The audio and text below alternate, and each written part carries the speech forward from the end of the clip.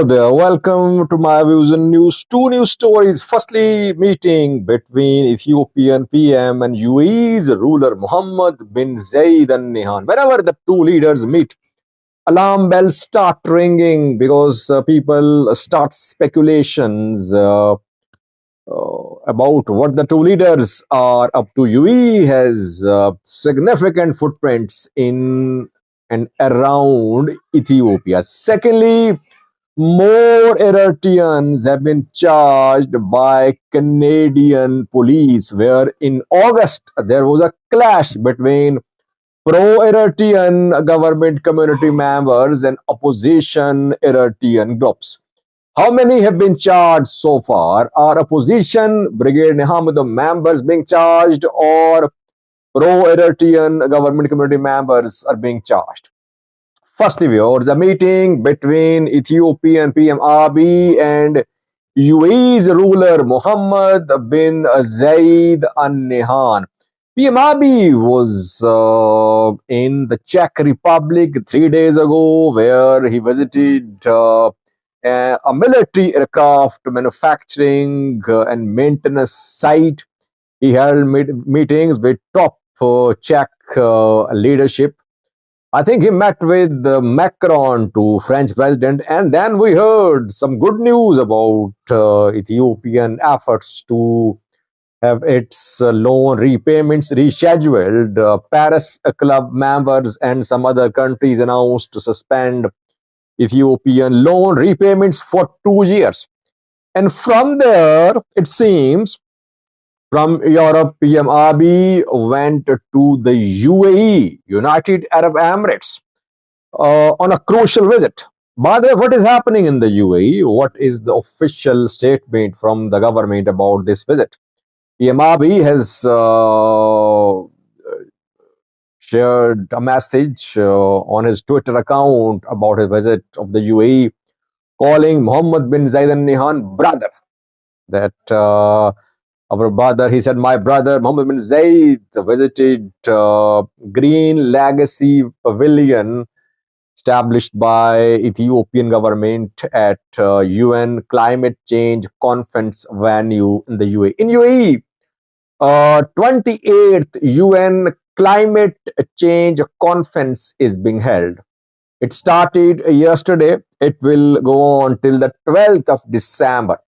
And Ethiopia is showcasing its achievements regarding Green Legacy project, regarding massive campaign of planting trees.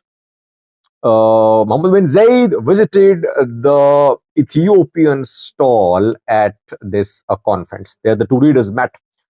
Now, UAE Ethiopia relations, Abiy Mohammed bin Zayed meeting is very crucial. Why? Because there are several important issues in the Horn of Africa, in neighboring countries where UAE is involved. Firstly, Sudan. UAE backing rapid support forces, pressure on UAE from Sudanese military, from EU, from some other players, telling UAE to stop interference in Sudan in support of rapid support forces. 2 days ago, a top Sudanese general, Yasser Al-Attah, called UAE mafia. And UAE obviously wants Ethiopia to be on its side in support of rapid support forces. Then UAE-Djibouti relations have been very tense, as UAE had to withdraw from Djibouti years ago, and a case from the UAE against Djibouti, I think, is pending at some international forums. And people accuse UAE that maybe UAE is behind this flare-up of tensions between Ethiopia and Eritrea, because UAE wants to teach a lesson to Djibouti's government. As Djibouti kicked out the UAE, now UAE wants Ethiopia to stop using Djibouti's ports, which could be a blow to Djibouti's economy. So UAE's footprints in this region are very visible. That is why we cannot say that Abiy Mohammed bin Zayed meeting was about climate change related issues. though such issues could be part of the agenda. But I think this meeting is very crucial for regional peace, security, and stability, especially in the backdrop of Ethiopia tensions. What will Ethiopia do now? And we must not forget that in the past few weeks, UAE has sent some new military cargo planes to Harar Mada, Ethiopian Air Force Base. Most experts say the planes were carrying military hardware. So Ethiopia is being armed. Who is arming Ethiopia? Does Ethiopia want to enhance its forces capabilities, or UAE is using Ethiopia? Difficult to say. I won't go to the extent of saying that Arab Emirates is using Ethiopia as a proxy to teach a lesson to Djibouti or to Eritrea, but UAE's involvement in the Horn of Africa is very significant. Let's see what the two leaders discuss. But PM Abiy's tour of the UAE is not about this UN climate change conference. There are some pressing issues in the region about which the Prime Minister of Ethiopia and Mohammed bin Zayed Al Nahyan want to take positions jointly, maybe secretly, not openly. So we could see big changes, I think, after this meeting. Some decisions would be made in this bilateral meeting about Sudan, about Djibouti, about access to sea. UAE wants to have its presence near Gulf of Aden in the Red Sea. UAE has been looking for a base here. It had a base in Eritrea. Then it was trying to have bases in other countries too. It has built a port in Somaliland. It has it. You see all over the Horn of Africa. UAE has its footprints. Let's see what comes out of this meeting between Abiy and Mohammed Zayed Al Nahyan. Secondly, viewers, while Eritrean opposition brigade have the members have successfully managed to uh, position itself as an effective Eritrean opposition movement. The members of Brigade Nihamido are definitely being tested because the mode of struggle adopted by Brigade Nihamido members involves violence, involves use of attacks, storming of pro-Eritrean government community programs. Since last year, we have been seeing attacks on Eritrean government-backed programs organized in Europe for decades.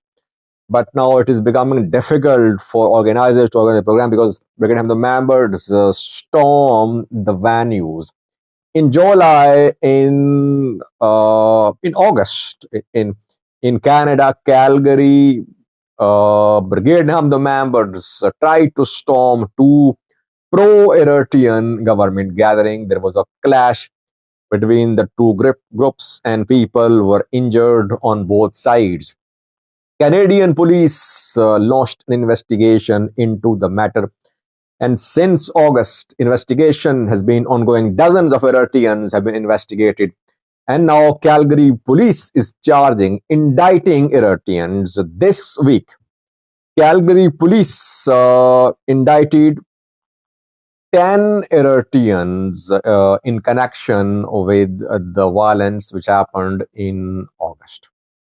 Before that, I think 11 was charged a few days ago.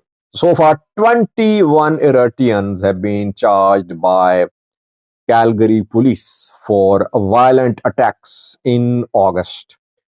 Who are these 21 Eritreans? Are they members of Brigade Nihamido, or are they pro-Eritrean government community members? So, Canadian police has not shared details of the loyalties of these Eritreans, but people I talked to say that most of those who are being charged are from Brigade Nihamido, because it was Brigade Nihamido which stormed the gathering of Eritrean pro-government community members.